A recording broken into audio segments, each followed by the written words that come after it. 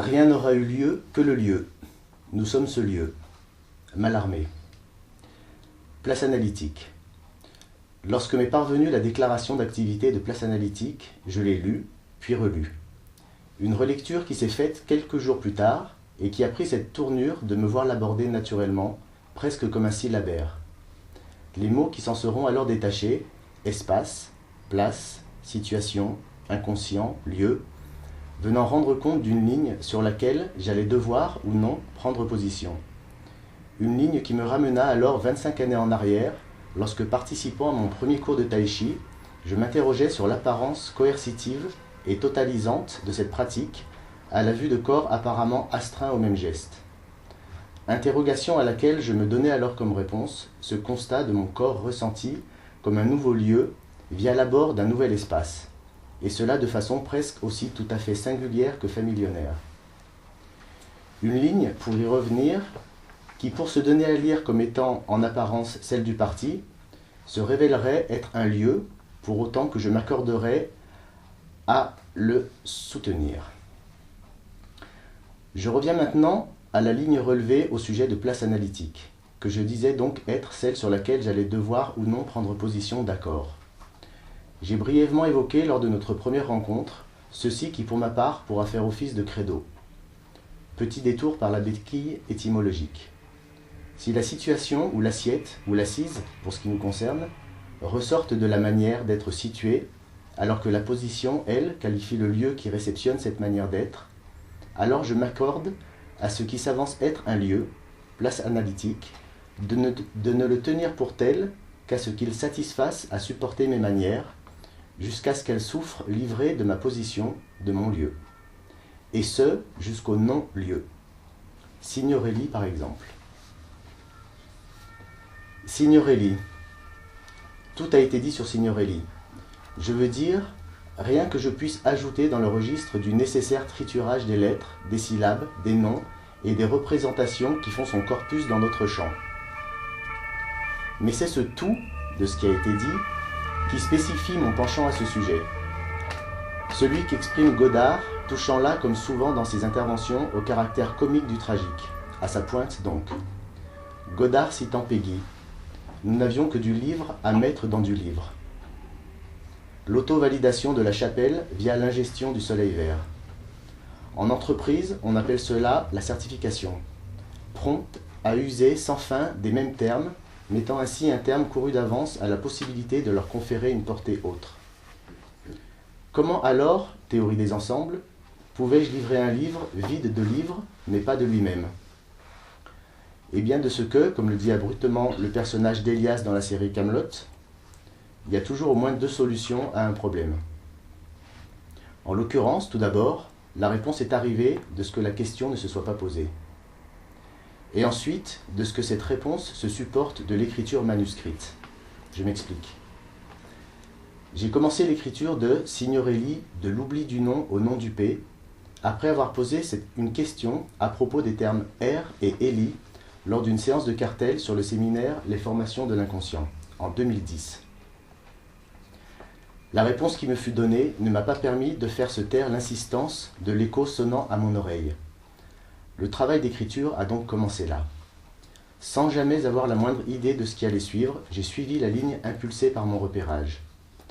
Un cheminement parfois extrêmement désagréable, que je redistribue sans la moindre coupure, puisque ce sont les moindres des éléments le composant, au même titre que les plus massifs, lapsus calami compris, qui m'auront mené jusqu'au point de devoir suspendre mon geste quelques instants pour réaliser la phrase que j'allais devoir écrire, et que j'ai donc choisi d'inscrire manuscrite dans mon livre.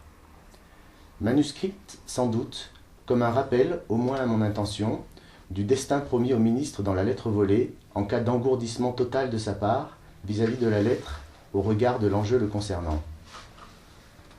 Quoi qu'il en soit, si je ne livre pas ici la teneur de cette phrase, j'en relève la dimension.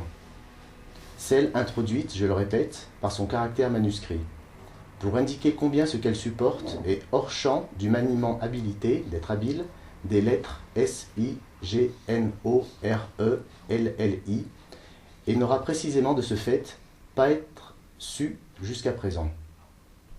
ce qui n'aura empêché que cela soit connu de tous, c'est-à-dire placé à la portée de quiconque. Dit encore autrement, à l'instar de ce que dans la lettre volée, la police représente le champ définitivement borné de la raison, et le ministre celui d'un alanguissement possiblement fatal pour lui, mais également dans la veine de Parasios, peignant un voile non dévoilé, tel, jusqu'à tant que, je succède, je souligne l'ambivalence du terme, je succède à inscrire Signorelli en tant que nom autre, qui n'aura jusqu'à présent jamais été considéré ainsi. Extraction d'un nouveau lieu figuré par l'accent placé sur le ou de oubli du nom. Signorelli inscrit comme jamais jusqu'à présent, disais-je, ce qui me ramène au chaque chose en son temps que me fit entendre Serge Leclerc. Dasein et nœud borroméen. C'est d'ailleurs en pensant à la saillie que Lacan lui avait un jour adressée, Mange ton Dasein, en référence au conte de Poe, que m'est venu le constat suivant par lequel j'introduis mon livre. C'est sans alternative, l'ingestion du Dasein nécessite d'y avoir mis du sien. Un biais particulier pour soutenir, via le jeu des lettres, soutenant celui des mots, puisque en lettres majuscules, Dasein et du sien sont parfaits anagrammes l'un de l'autre, pour soutenir donc le dépôt nécessaire que l'être-là aura à manifester pour établir son rapport au désêtre, c'est-à-dire pour manifester qu'il n'y touchera qu'à réaliser d'y manquer. Une disjonction que peut nous permettre d'appréhender de façon latérale le nœud borroméen. En l'occurrence, y mettre du sien résume l'esprit du pacte qu'il y a les trois illustres familles italiennes. Pacte symbolisé par l'anneau borroméen, dont l'usage de mise au doigt transposé au nœud du même nom par Lacan détermina dans notre champ un usage qui nous donne toujours et encore matière à réflexion. Une réflexion que je me cantonne ce soir à aborder sous l'angle le plus réduit possible, celui du retour à. Je retourne donc à l'Alliance. Je pense ici à Luis Rego, intervenant dans l'émission radiophonique Le Tribunal des flagrants délires, en tant qu'avocat, et qui, pour défendre son client du jour, décrivit la journée éclairée d'un parfait fasciste, en prônant, entre autres joyeusetés, cette valeur sûre qui consiste à être tous unis contre tous les autres. Slogan parfait pour ouvrir à cette remarque simple que je me contente d'introduire afin que vous puissiez, à votre main, la prolonger des incidences que vous voudrez. Si concernant les trois nobles familles, alliance vitale il y a eu, reste, à terme, que le nœud borroméen n'est aucunement ni sfordien ni viscontien. Oui, incongruité de ce presque rien, pétri tout de même de deux du sien passé à l'as de lettres, pour revenir au Dasein, un presque rien qui n'est pas rien donc, pour souligner combien malgré la richesse des espaces de travail que nous offre le nœud borroméen, son nom, comme tout nom, peut également ne tenir lieu que d'acquis mutique, expression de l'oubli, qui nous nouera confortablement au lieu de l'évidente évidence, en tant qu'elle fait bouchon à l'évidement. Bouchon que je pousse maintenant jusqu'au Zuiderzee. Le Zuiderzee. Nous n'en aurons jamais fini avec l'assèchement du Zuiderzee. L'une des images de Freud les plus marquantes, et de ce fait, l'une des plus communément admises et partagées, pour évoquer le puits sans fond que représente, disons, le rapport travaillé à l'inconscient. Mais cette unanimité, indiscutable et satisfaisante, comme souvent principalement satisfaisante d'être surtout indiscutée, illustre parfaitement ce que supporte de sens ce titre des Pink Floyd, Comfortably Numb, dont j'extrais cette phrase « Your lips move, but I can't hear what you're saying ». Comfortably numb à traduire par « confortablement engourdi ». Retour au ministre. Alors, pour rendre un tant soit peu d'entendement à nos oreilles lorsque les lèvres de Freud parlent de l'assèchement du Zuiderzee, et pour éviter qu'elles ne deviennent muettes, ces lèvres, puisque de numb à dumb, il n'y a qu'un pas, qui nous ramène à celui de Calais, il s'agirait peut-être de rappeler que son image, celle de cette mer du Sud, du Nord, fait écho aux inondations survenues le jour de la Sainte-Julienne, le 14 décembre 1287. Inondations qui provoquèrent la mort de 80 000 personnes. L'assèchement du Zuiderzee, au pied de la lettre, c'est aller à la rencontre de l'infinitude de ce corps perdu de ne jamais avoir été conquis. J'entends ici l'écho de Das Ding. Das Ding, dit encore la crachose par Lacan, que j'aborde par ce qu'évoque sa prononciation en français, une cloche, laquelle, par son nom, ding, donc, de la chose en bas le rappel de ne pouvoir la nommer. Un inhommable illustré par l'anecdote suivante. Très peu de temps après la mort du gendarme Arnaud Beltrame, le 24 mars 2018 à Trèbes, une donnée était disponible qui, pour confidentielle qu'elle ait pu être à l'époque, se trouve désormais à la portée du premier internaute venu. De quoi s'agit-il? De ceci que 7 mois avant les faits, le père du gendarme est parti en mer en laissant une lettre à la capitainerie du port annonçant son suicide. Et de fait, le bateau fut effectivement retrouvé vide. 6 mois plus tard, un pêcheur ramena dans ses filets, évidemment du Zuiderzee, ce que Arnaud Beltrame dut identifier comme étant le corps de son père, que je dis moi être l'inhommable, et qui fut enterré 1 semaine avant que le fils ne meure. À cet inhommable, 2 premiers échos. Le premier, hors les filets du pêcheur, celui tenu par les mailles du filet de la prédation communautaire médiatique, qui norme la béatification du Fils consacré. Et le second, celui du tressage du réel, maillé par le nouage des contingences, où échouent à corps perdu les sacrifices. Alors, pour contribuer à ce que le nom Zuiderzee ne s'assèche pas trop, je vais le tamponner en soulignant que Freud a tracé la voie d'un 3e écho, qui fut l'une des étapes de l'écriture de mon livre, et que je vais faire sonner en italien, c'est-à-dire dans la langue de celui qui, en 1898, délivra Freud de son oubli en y déposant le nom de Signorelli. Avant cela, précision, Freud évoqua le Zuiderzee en janvier 1910, dans une lettre adressée à Ferenczi, c'est-à-dire 12 ans après l'événement Signorelli, sa dénomination. L'écho qui me revient donc est que l'ingénieur qui réalisa l'assèchement du Zuiderzee aura eu pour nom Lelli, soit en italien Signor Lelli.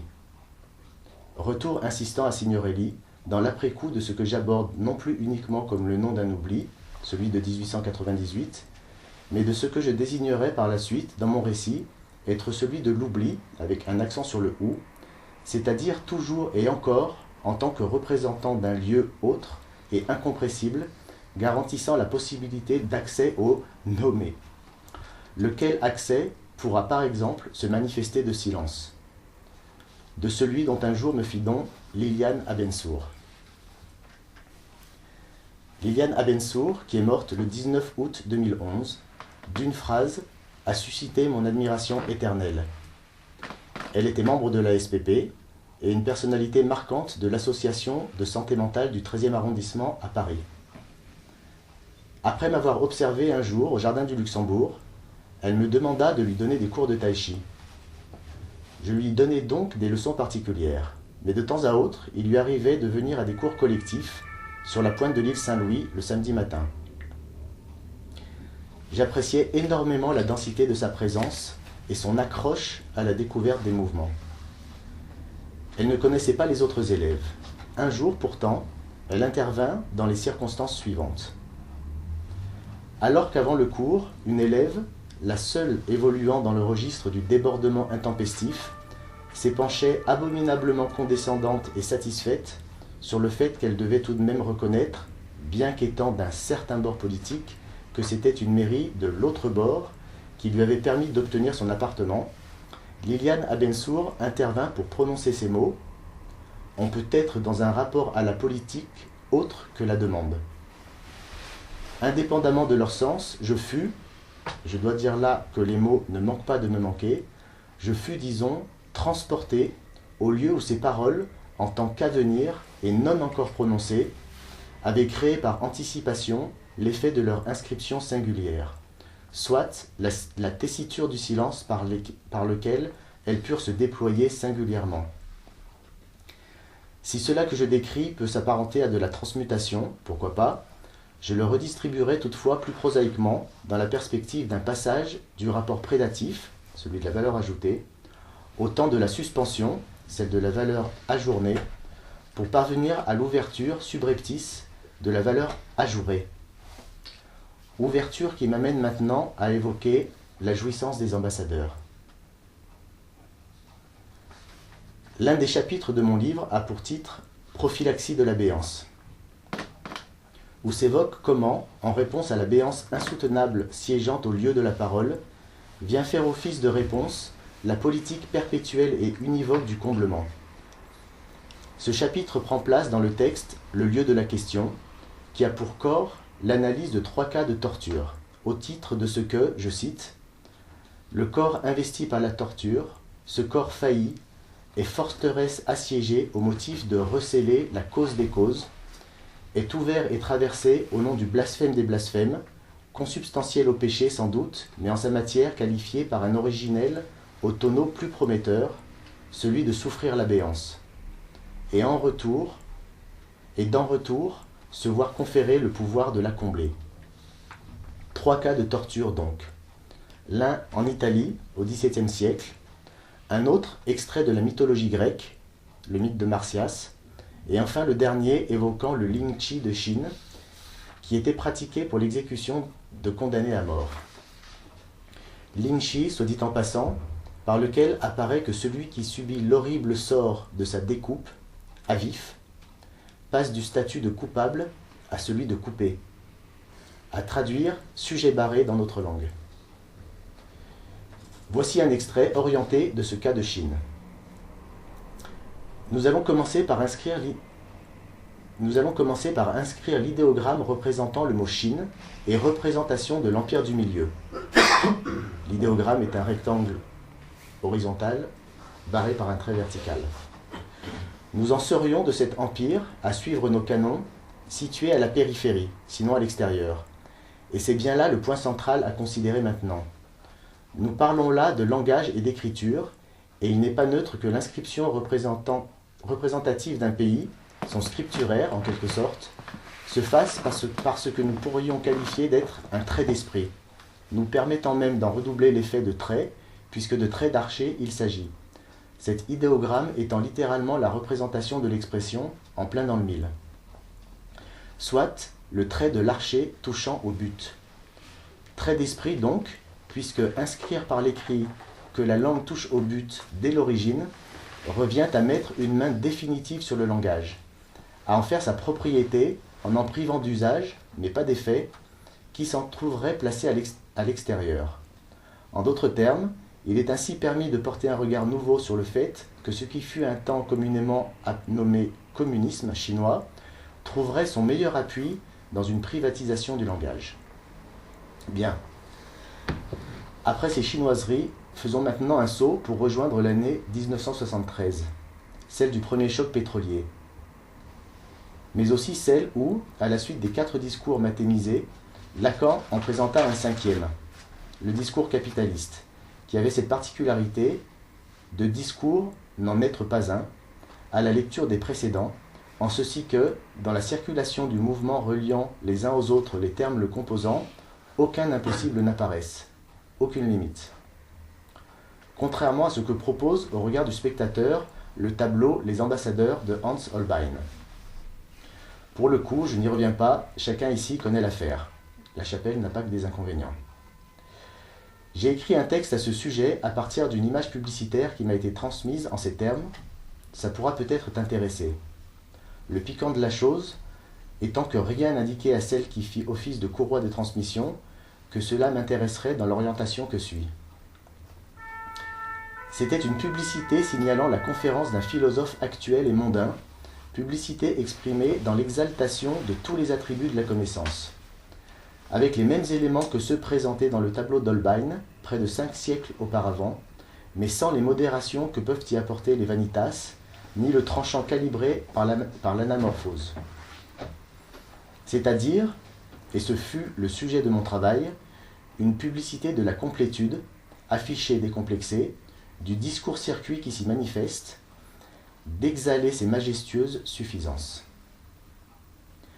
Quelques mois après avoir terminé ce texte, j'écrivais son pendant à partir du constat qu'il n'y avait plus de représentation, ou plus exactement, plus d'expression de la tradition de représentation, en peinture, des représentants politiques. Ce, pas pour rien. Petite anecdote à ce sujet, au moment de ponctuer ce travail, j'eus un échange avec un ami cinéaste qui avait tourné une scène de son film à l'Élysée. Je lui parlais de mon texte et lui disais avoir remarqué, lors de la projection, des portraits plein-pied des anciens présidents de la Ve République au premier étage du palais présidentiel, ce qui allait à l'encontre de la réflexion sur laquelle je m'appuyais.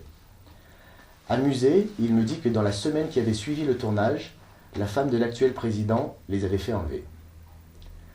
Ceci posé, pour en revenir à ce que je dis être une marque de l'impuissance à pouvoir représenter l'impossible, au travers de ces quelques lignes que j'avais écrites alors à propos de ce que nous pourrions qualifier d'être la jouissance des ambassadeurs. Je cite. « Si l'ambassade est le lieu d'une parole portée, il s'agirait pour celui qui y officie, l'ambassadeur, de se poster à la hauteur de ce reste qui ne cesse de choir du texte pour en représenter le corps manqué via le message. Quand les représentants de ce singulier se défaussent de l'éthique qui en ressort, les atours de la satisfaction cynique s'emparent. Autrement dit, ils s'emparent de ces ambassadeurs de peu, et la norme qui frise alors le style de ceux-ci, les profils qui ne le sait, embarrasseurs de paroles vives, tout autant qu'embrasseurs de paroles mortes. Autrement dit, si le discours actuel en vogue, autrement dit, si les discours actuels en vogue, univoques, se manifestent d'avoir pour rampe l'inimpossible, c'est par là qu'ils choient mécaniquement dans le registre de l'impuissance qui s'en dénote. Celle de ne pouvoir même nommer l'impossible à partir de la reconnaissance duquel c'était pourtant l'indice minimum de fiabilité de la moindre parole du discourant, de se reconnaître en réalité être discouré. Impuissance qui a cette conséquence directe pour lui, le discourant, de tourner en rond, sans pour autant faire révolution. À bord de l'entropie, où la fermeture parfaite devient à la longue une occlusion fatale, de créer ainsi les conditions de l'effondrement gravitationnel du discours qui l'intègre. Conclusion. Nous voilà rendus à la croisée des discours, croisée qui se manifeste de toujours être d'ouverture ou bien de fermeture. L'une des manifestations du « tout est possible » est bien entendu repérable dans le champ scientifique. Ce à l'encontre de quoi je sors la carte de Freud et de son rêve de l'injection faite à Irma, rêve dans lequel apparaît la formule de la triméthylamine pour soutenir dans toute la rigueur de son écriture l'incompressible du désir. Incompressible qui peut également se traduire, depuis lors, par le rapport menant de l'injection à l'injonction. Plus récemment, autre type d'injonction, par exemple, se soumettre à la peur exquise de la toute-puissance des algorithmes. Je développe dans un chapitre nommé Boîte à lettres combien cela repose sur le vœu même des effarouchés, vœu qui s'alimente, entre autres, à leur insu, de l'homophonie avec le mot rythme, avec un Y, et ce notamment dans le domaine du trading dit algorithmique. Algorithméen aurait ainsi aussi bien fait l'affaire. Mais que voulez-vous, si les intelligents colportent la morale satisfaisante et confortable que l'imbécile regarde le doigt quand le sage désigne la lune, c'est sans aucun doute de ne surtout pas vouloir savoir que le sage n'a que ce regard imbécile, UN, comme ouverture qui s'offre à lui. D'où peut se dire qu'il n'y a bien que les gens intelligents pour croire qu'on entend moins bien avec des oreilles d'âne. C'est en substance ce que soutint, en 1989, Marie Moscovici, dans son livre « L'ombre de l'objet », qui a pour sous-titre « Sur l'inactualité de la psychanalyse ». Inactualité devant évidemment, pour elle, être revendiquée comme telle, et dont elle tire, parmi de nombreux autres, le fil suivant. Je cite. « La psychanalyse a ses limites. Elle ne peut rendre compte de tout, et encore moins tout faire. Humilité qui appellerait peut-être un consentement plus foncièrement blessant pour les psychanalystes que l'attaque, manifestement si bien acceptée, qui de toutes parts exige de cette discipline un remaniement fondamental, voire un reniement de son noyau essentiel, pour devenir, au bout du jour, pratique et théorie des nouvelles pathologies. Voici maintenant le terme de mon intervention. Je vous en propose l'ouverture suivante. Comme toutes les chapelles, toujours attentive à alimenter la querelle censée conférer à chacune son identité dans un rapport discret à celle des autres, chaque époque recèle des expressions qui lui sont propres. Marqueur de la pensée alors uniment soutenable. Vous ne pourrez par exemple écouter une matinale de France Culture, où viendra s'exprimer un universitaire, sans entendre à chaque minute la tournure « un certain nombre de », sur laquelle s'appuiera le plus tangible de la démonstration en cours, c'est-à-dire sur une quantification volatile faisant office de butée commune. Ou bien encore le mot « réel », que de comètes évidées de son non-sens, puisque la plupart du temps prononcé comme une simple réalité, augmentée intellectuellement d'une majuscule, qui lui permettrait de se conjoindre au réel défini par Lacan, sans se soumettre à ses effets. Et puis, explicite, à mes yeux, parmi toutes, cette tournure qu'il est de bon ton, dans certains milieux, de prononcer en anglais, et qui, tout en supportant, masquer, la fine fleur du savoir-faire managérial, pousser l'interlocuteur à se livrer sans fin et à valeur perdue, un pouce au crime par l'oubli de soi, illustre surtout combien ceux qui la prononcent, sous couvert de maîtrise, dévoilent leur soumission aux effets du signifiant. Cette expression, dite sur un ton distancié, matiné de dédain, est « so what ?» un « et alors » qui est littéralement à entendre « quoi » ou « qui à cette heure ?» et qui finalement recoupe cette interrogation « où veut-il en venir ?»